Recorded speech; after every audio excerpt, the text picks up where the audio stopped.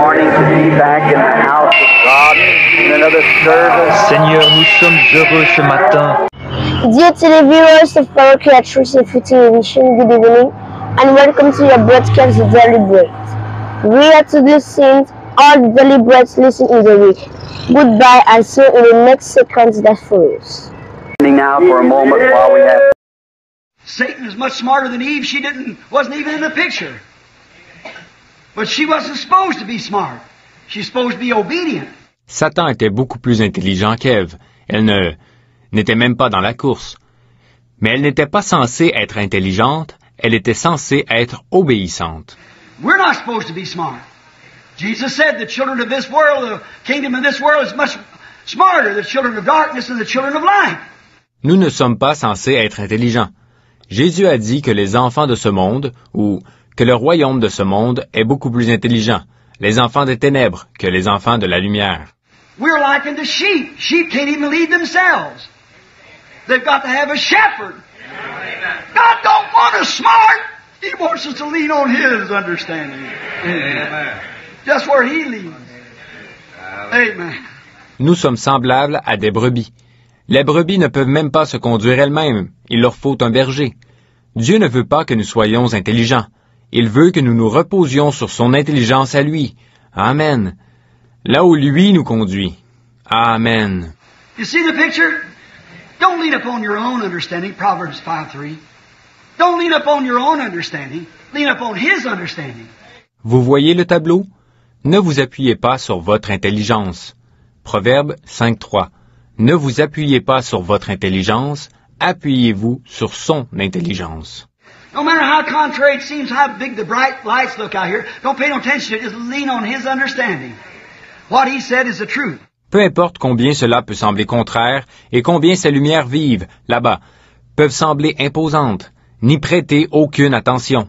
Appuyez-vous simplement sur son intelligence, sur ce qu'il a déclaré être la vérité.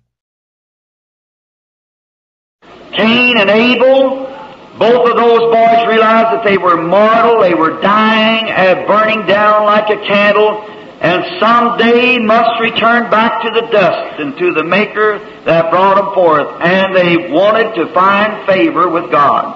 Caïn et Abel, ces deux jeunes hommes, ils avaient pris conscience qu'ils étaient mortels, qu'ils allaient mourir, s'éteindre comme une bougie, et qu'un jour ils allaient devoir retourner à la poussière, vers le Créateur qui les avait créés, et ils voulaient s'attirer les bonnes grâces de Dieu.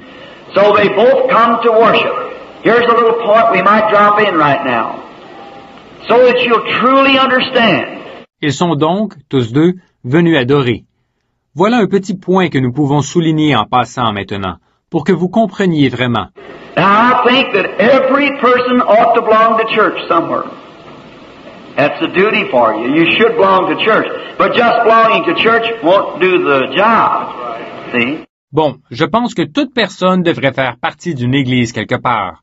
C'est votre devoir. Vous devriez faire partie d'une église. Mais le simple fait de faire partie d'une église ne fera pas l'affaire. Voyez? I think everybody ought to worship the Lord Jesus Christ in the singleness of heart, purity of heart. But that just isn't enough. Je pense que tout le monde doit adorer. On doit adorer le Seigneur Jésus-Christ en simplicité de cœur, en pureté de cœur. Mais ce n'est tout simplement pas suffisant. I believe every man ought to have faith in God, predominating faith in God, but yet that isn't it yet. See? Je crois que tout homme doit avoir foi en Dieu, une foi prédominante en Dieu. Et pourtant, ce n'est toujours pas suffisant. Voyez? If going to church, belonging to church, paying tithes, worshiping God, and all these things that we do today call religion, God would be unjust to condemn Cain because he done every bit of it. Si c'est d'aller à l'église, d'être membre d'une église, de payer ses dîmes, d'adorer Dieu et toutes ces choses, ce que nous faisons aujourd'hui et qu'on appelle la religion, alors il serait injuste de la part de Dieu d'avoir condamné Caïn parce que tout cela... Some people say, well, you should live a better life. Turn a new page. It's just New Year's. Oh, how many resolutions did you make and already broke them? It'll never work. Certains disent, eh bien, vous devriez mener une meilleure vie. Tournez la page. C'est le nouvel an. Oh, combien de résolutions avez-vous prises et avez-vous toutes brisées? Ça ne marchera jamais. It's a dying out and a rebirth, a regeneration, a new creature in Christ Jesus. That's what the world needs today. That's what the church needs today is an old-time apostolic, God-shaking Holy Ghost revival. That's right.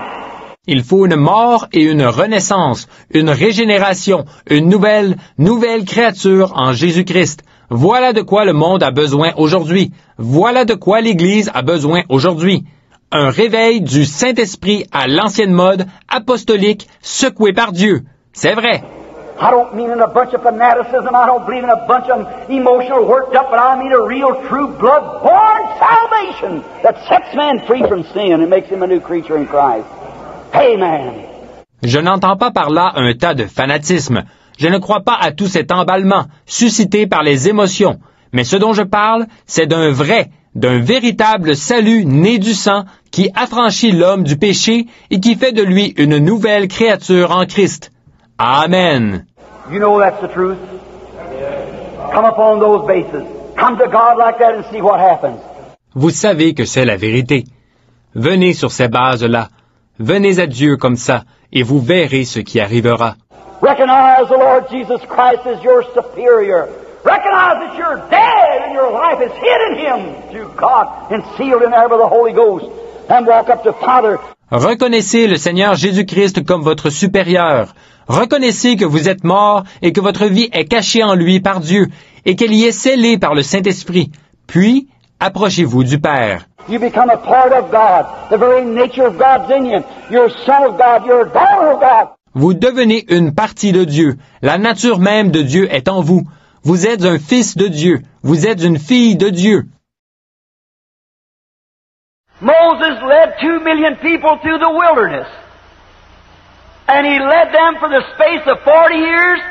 And when he come out on the other side, there wasn't a feeble one among them. Wouldn't you doctors here tonight, or some of you like to know what Dr. Moses had prescription? Moïse a fait traverser le désert à 2 millions de personnes. Il a conduit ces gens pendant 40 ans, et quand il est arrivé de l'autre côté, il n'y avait pas un seul d'entre eux qui était faible. Vous, docteur, ici ce soir, ou certains d'entre vous, ne voudriez-vous pas savoir ce que le docteur Moïse avait, sa prescription? What did he give those people? How many babies is born each night? How many old people and so forth? How many lame and crippled and how many colics and everything else did he get through the night? And Dr. Moses took care of every bit of it. Que donnait-il à ces gens? Combien de bébés naissaient chaque nuit? Combien de vieillards et ainsi de suite? Combien de boiteux et d'infirmes? Et combien de cas de coliques et tout le reste devait-il voir pendant la nuit? Et le docteur Moïse a pris soin de tout, au complet. Would you like to look at his medicine bag and find out what kind of prescription he gave? Would you like to know what it is? Aimeriez-vous jeter un coup d'œil dans sa trousse à pharmacie et découvrir le genre de prescription qu'il donnait? Aimeriez-vous savoir ce que c'était? Let's see what it was.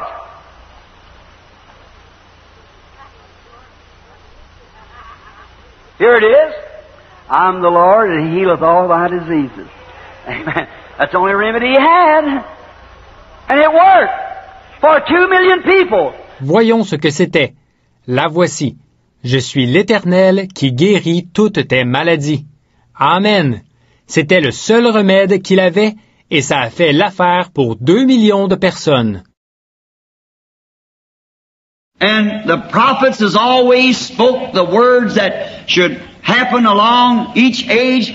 Et les prophètes ont toujours prononcé les paroles qui devaient s'accomplir, tout au long des âges. And when the people gets in trouble and God answers them, He sends them a anointed prophet or some kind of a messenger because He cannot go back on His word that He's destined for that age.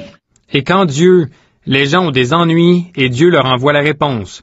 Il leur envoie un prophète oint ou un certain messager, parce qu'il ne peut pas revenir sur sa parole qu'il a destinée à cet âge-là. But what He does, He sends a messenger to make that part of the word live to that age. Always does it, see? Mais alors, ce qu'il fait, c'est qu'il envoie à cet âge un messager qui fera vivre cette partie-là de la parole. C'est toujours ce qu'il fait, voyez? He formed His word in the beginning. He knows the end from the beginning. He spoke His Word. And each age, when they'd get in trouble, they would pray, and God would send an anointed one. Il a formé sa parole au commencement. Il connaissait la fin dès le commencement. Il a prononcé sa parole. Et dans chaque âge, quand les gens avaient des ennuis, il priait, et Dieu envoyait un oint. And that anointed one would absolutely make that promise of that age that was foretold for that age live. Et ce oint faisait carrément vivre la promesse destinée à cet âge-là, qui avait été annoncée d'avance pour cet âge. And that's what He does all the time. God never changes His program. We never find God changing. Et c'est ce qu'il fait tout le temps. Dieu ne change jamais son programme. Nous voyons, en effet, que Dieu ne change jamais. It's been told me by authorities that before they had the days of the smelter, to take the dross out of the gold, take the iron and the pyrite. Des experts m'ont parlé du procédé qu'on utilisait avant l'époque des fonderies pour débarrasser l'or de ses impuretés, du fer et de la pyrite. The pyrite is so close like the real gold till it's called the fool's gold. But the way they got all that out, that they beat it out with a hammer. La pyrite ressemble tellement à l'or véritable qu'on l'appelle l'or des fous. Mais le procédé qu'ils utilisaient pour le débarrasser de tout cela, c'est qu'ils le battaient à coups de marteau. The Indians used to do that. And the old goldsmiths used to do it. Beat it with a hammer and turn it over and beat until all the dross was out of it. C'est ce que faisaient les Indiens autrefois. Et c'est ce que faisaient aussi les orfèvres d'autrefois. Ils le battaient à coups de marteau, ils le tournaient et le retournaient, ils le battaient jusqu'à ce que toutes les impuretés en soient sorties. And the only way that they knew that it was down to the gold was when the beater could see his reflection in it. Et le seul moyen de savoir qu'il ne restait plus que l'or, c'est quand celui qui le battait pouvait voir son reflet dedans. The one who was beating could constantly look until he could almost shave by his own reflection in the gold that he was beating. Celui qui le battait le regardait constamment, jusqu'à ce qu'il puisse presque se raser devant son propre reflet projeté par l'or qu'il battait. And when the Holy Spirit of God begins to beat on us with the gospel hammer, until all of the things of the world is beaten out and we can reflect the image of the Lord God. Then I believe we become Christians.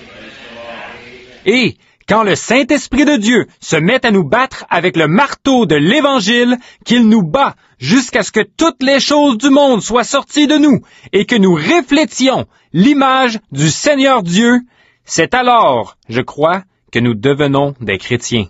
For the word Christian means Christ-like and to reflect Him. En effet, le mot chrétien signifie semblable à Christ, le refléter. Notice, now I'll give you a new spirit, and I'll put my spirit. Notice, the new heart is put right in the middle of you. Remarquez maintenant, je vous donnerai un esprit nouveau et je mettrai mon esprit. Remarquez, le cœur nouveau est placé au centre même de votre être. And the new spirit is put right in the middle of your new heart. And His spirit is put right in the middle of the new spirit. Et l'esprit nouveau est placé au centre même de votre cœur nouveau. Et son esprit est placé au centre même de l'esprit nouveau. It's just like the mainspring in a famous watch. When that mainspring sits in the middle of the watch, it controls every movement of that watch. C'est comme le ressort moteur d'une montre de marque connue. Quand ce ressort moteur se trouve au centre de la montre, il contrôle tous les mouvements de cette montre. And that's what's the matter, friends. I hope you see this. And I'm not saying it to be trying to twist or be indifferent. I'm only saying it because I know that someday I'll stand as a judgment with you. Et c'est là le problème, mes amis. Maintenant, j'espère que vous le verrez. Et je ne dis pas ceci pour chercher à déformer ou à faire preuve d'indifférence. Si je le dis, c'est uniquement parce que je sais qu'un jour, je comparaîtrai en jugement avec vous. You see, if the Holy Spirit is in the middle of your spirit, as that watch spring makes all the rest of the movements just tick just exactly to the place, keeping perfect time. Vous voyez, si le Saint-Esprit est au centre de votre esprit, et c'est ce ressort de la montre qui amène tous les autres mouvements à s'aligner avec précision sur le tic-tac de celle-ci pour qu'elle indique parfaitement l'heure. When the Holy Spirit is in the middle of your spirit, it makes every action of the Holy Spirit in you tick off just exactly according to God's timepiece, the Bible. Right? Quand le Saint-Esprit est au centre de votre esprit, cela amène toutes les actions du Saint-Esprit qui est en vous à s'aligner avec précision sur le tic-tac de l'horloge de Dieu, la Bible. C'est vrai. Now for a moment while we have... This was a pleasure for us to meet you once again on your broadcast to Deliberate. Goodbye and see you next week for another edition. God willing. Shalom.